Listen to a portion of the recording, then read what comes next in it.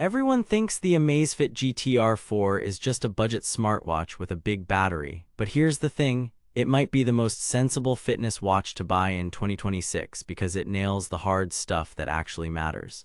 GPS accuracy, week-long battery, and reliable health data. Look, I went in skeptical, big claims, low price.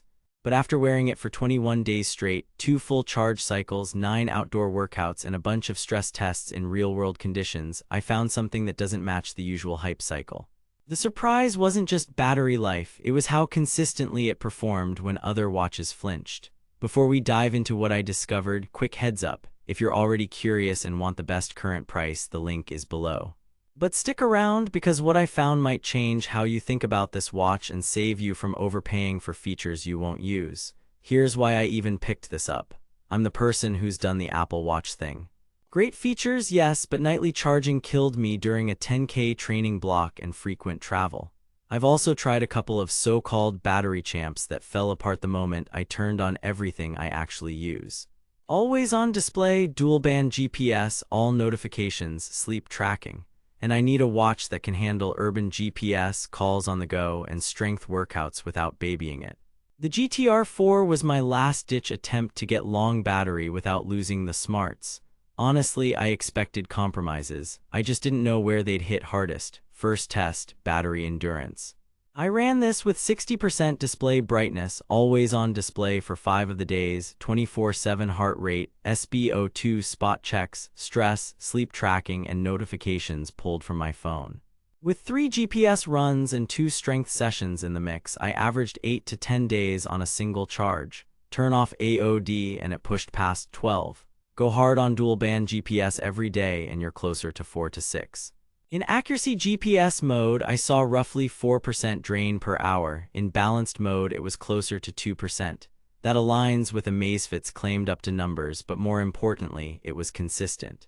No random 20% drops overnight, no mystery drain from background apps. But then, GPS. This is where a lot of mid-range watches crack. The GTR 4 has a dual-band, circularly polarized antenna system that locks onto multiple satellite systems. In my downtown test with tall buildings, it stayed clean within a few meters of the actual path while my phone trace bounced off glass. On a track, the track run mode did that calibration trick after the first lap and held the lane impressively well. Was it perfect? No. On tight switchbacks in a wooded park, it smoothed a hair more than a high-end Garmin, but for the price class, it punched above weight. Next, heart rate and training. I paired it against a polar chest strap for steady state and intervals. For easy runs and tempo, the GTR 4 was within 2 to 4 BPM of the strap.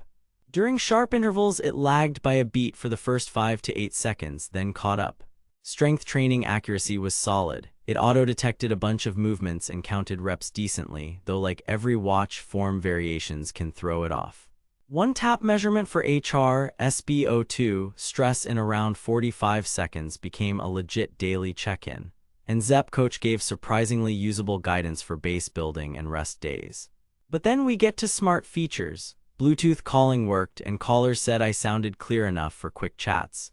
Alexa control was handy in the kitchen, and the offline voice assistant for simple commands is great when you're away from signal. You can store music locally and pair Bluetooth earbuds, which is crucial for phone-free runs. Downsides: the app ecosystem is still limited. You'll find handy mini-apps, timers, and utilities in Zepp OS, but it's not a full-blown app store like Apple's. Notifications are reliable, but on iOS you can't interact much. On Android you get basic quick replies. And there's no native tap-to-pay in my region, which might be a deal-breaker if you live on contactless. Sleep and recovery tracking surprised me more than I expected. It consistently nailed my bedtime and wake time, detected naps, and gave breathing quality plus sleep stages that lined up with how I actually felt. The PAI score kept me honest about daily effort, and the weekly stress chart highlighted 2 brutal workdays before I even looked at my calendar. Here's where it gets interesting. The most surprising thing I found wasn't just the battery life, it was the balance. I pushed this watch across 2 weeks of mixed training, urban GPS traps, and real-world use with notifications and calls, and it refused to become a maintenance headache. That matters more than any one spec. Coming from Apple Watch, I lost the deep app ecosystem and seamless iOS integrations, but I gained freedom from nightly charging and a GPS track I can trust. Compared to mid-tier Garmin's, the GTR 4 gives you a gorgeous 1.43-inch AMOLED display, 5 ATM water resistance, 150+ sport modes, dual-band GPS, and Bluetooth calls at a price that's usually far lower. It's not a pure training computer like a Forerunner with training load and recovery time dialed to the decimal, but for most runners and gym goers, the data is more than enough. And those battery claims, not fantasy. Just know that always-on plus daily dual-band GPS will cut it down, but even then you're still getting days, not hours. Too good to be true, the trade-offs are real. Limited App Store, no universal contactless payments, and some notification replies missing on iOS. If you live inside the Apple or Samsung ecosystem and want everything integrated, you'll feel that.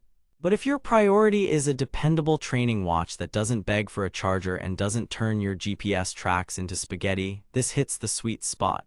Now that you know where the GTR 4 shines and where it doesn't, here's the move.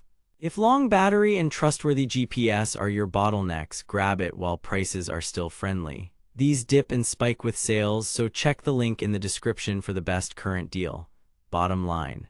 If you're a runner, cyclist, or gym goer who wants dual-band GPS, excellent battery life, solid health tracking, and Bluetooth calling without dropping flagship money, the Amazfit GTR 4 is absolutely worth it. If you need deep third-party apps, LTE, or universal tap-to-pay, look elsewhere. For everyone tired of charging every night and chasing clean GPS tracks, this is the watch that quietly just works. The GTR 4 isn't trying to be everything, it's trying to be dependable, and that, in 2026, is the flex that matters.